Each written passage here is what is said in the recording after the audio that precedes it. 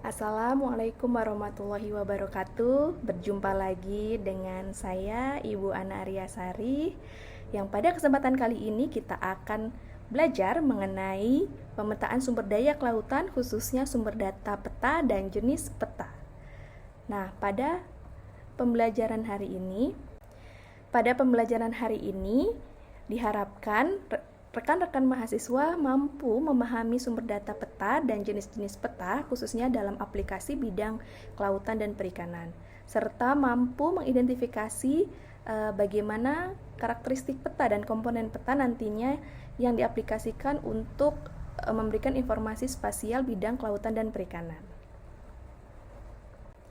Sumber data peta terdiri dari 3 sumber data peta, yaitu dari pengukuran lapangan, dari citra satelit penginderaan jauh, dan dari foto udara.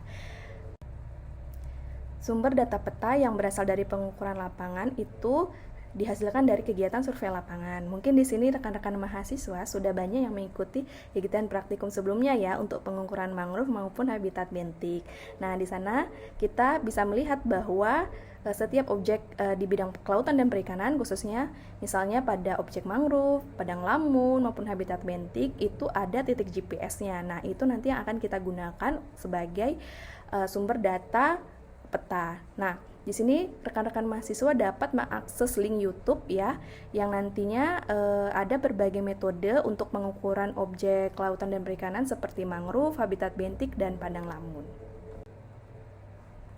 Nah, untuk sumber data peta yang ketiga itu berasal dari citra satelit penginderaan jauh. Yang pertama dari citra multispektral dan dari citra radar. Dari citra multispektral di bidang kelautan dan perikanan itu sangat banyak ya, bisa dari mangrove, objek habitat bentik, padang lamun. Sedangkan dari citra radar itu kita bisa melihat apa? Ya, garis pantai. Selanjutnya, untuk sumber data peta yang ketiga yakni foto udara, ini diperoleh dari hasil perekaman menggunakan sensor kamera. Mungkin di sini banyak ya rekan-rekan mahasiswa yang bisa menggunakan drone ya sebagai alat untuk mengambil foto udara untuk objek kelautan dan perikanan seperti mangrove, kemudian garis pantai, dan lain sebagainya.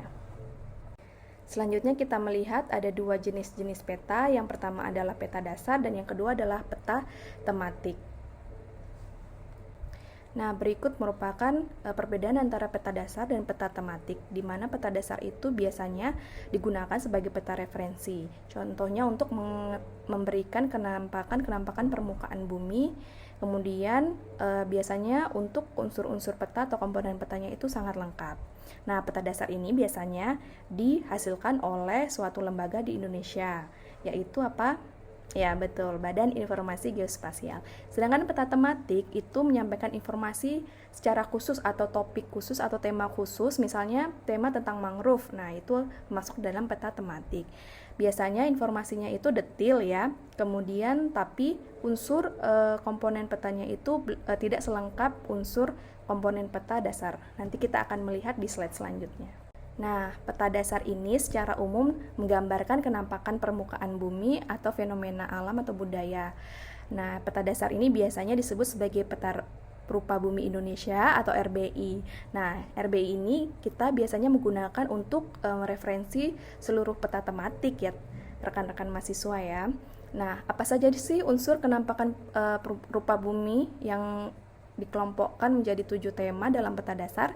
Yang pertama ada penutup lahan seperti adanya hutan, sawah, pemukiman, kemudian ada hidrografi ya yang berhubungan dengan garis pantai, ada hipsografi tentang kontur, ketinggian, kemudian ada bangunan ya, ada gedung, rumah, kemudian ada transportasi, batas administrasi, toponim, dan lain sebagainya. Nah, untuk peta dasar ini sudah ada ya rekan-rekan mahasiswa, ini dapat di-download di tanaair.indonesia. Peta ini dibuat oleh Badan Informasi Geospasial. Nah, berikut merupakan contoh dari peta rupa bumi Indonesia ya. Di sini kita lihat banyak ya, ada alat transportasi, ya ada jalan, kemudian ada kontur, kemudian ada tutupan lahan. Ya, ini adalah contoh dari peta RBI atau rupa bumi Indonesia. Nah, selanjutnya ini juga termasuk dalam peta dasar. Dia adalah model elevasi digital atau DEM.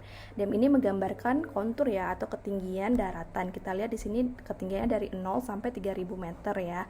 Ini biasanya digunakan untuk pemetaan tutupan lahan maupun informasi spasial yang berada di daratan. Kemudian peta batimetri juga termasuk dalam peta dasar ya, rekan-rekan mahasiswa.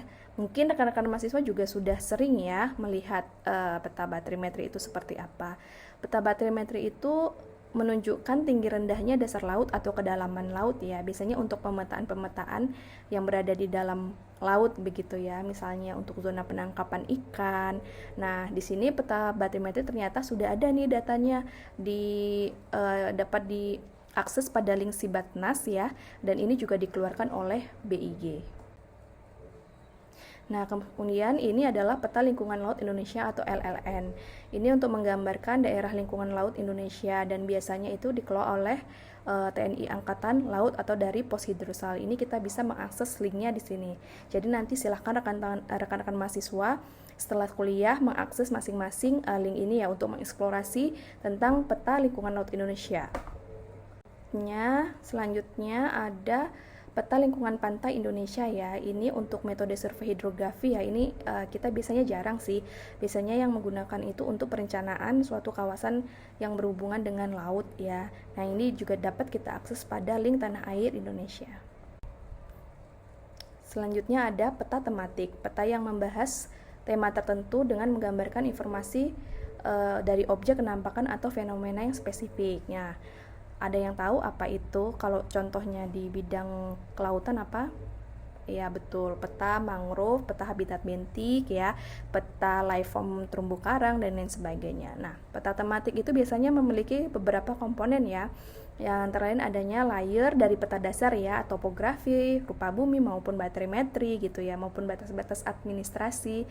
Kemudian ada informasi tematiknya yang akan dipetakan itu apa, misalnya kerapatan mangrove seperti itu. Kemudian ada layer informasi pendukung yang untuk sebagai informasi tambahan ya, sebagai pemandu pembaca peta dalam memahami informasi utama pada peta tematik.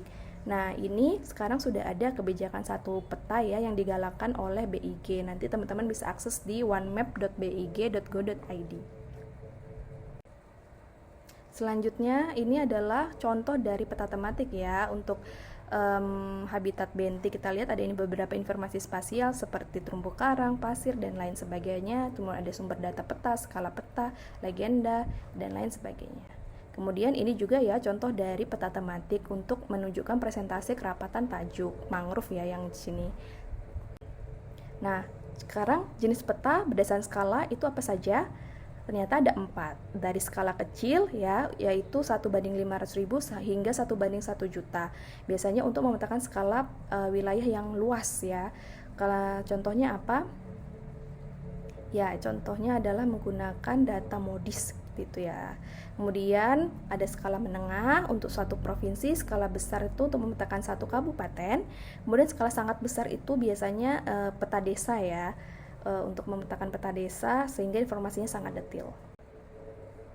Baiklah rekan-rekan mahasiswa semua, ini adalah tugas kelompok. Ini sederhana ya, tidak sulit ya. Silahkan untuk mencari kelompoknya. Satu kelompok beranggotakan 2 orang. Cari minimal 5 jurnal nasional dan internasional tentang pemetaan sumber daya kelautan seperti pemetaan suhu permukaan laut, klorofil, habitat bentik, mangrove, tutupan lahan pesisir, padang lamun dan lain sebagainya. Identifikasi setiap jurnal dan tulis informasi spasialnya seperti identifikasi skala peta yang digunakan, jenis skalanya apa, apakah skala batang atau skala angka, kemudian sumber data petanya itu seperti apa, dan informasi spasial yang ditampilkan.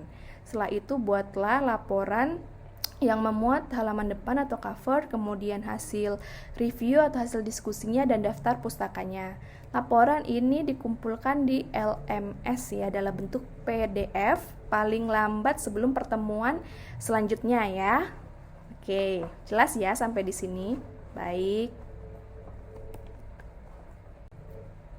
Baiklah, silahkan rekan-rekan individu seperti biasa ya buat tugas mandiri atau tugas individu dengan membuat video berdurasi maksimal 2 menit terkait review materi kuliah hari ini ya. Ditunggu maksimal 2 jam setelah perkuliahan selesai dan dikumpulkan di flip.com, masuk ke grup lecture 5 pemetaan sumber daya kelautan. Nah, baiklah rekan-rekan mahasiswa, jika ada nantinya ya yang ingin ditanyakan mungkin terkait tugas ataupun terkait materi pembelajaran hari ini, dapat menghubungi saya ya di email anaariasari@unip.ac.id. Demikianlah pembelajaran hari ini, semoga bermanfaat bagi kita semua. Terima kasih. Assalamualaikum warahmatullahi wabarakatuh dan sampai jumpa.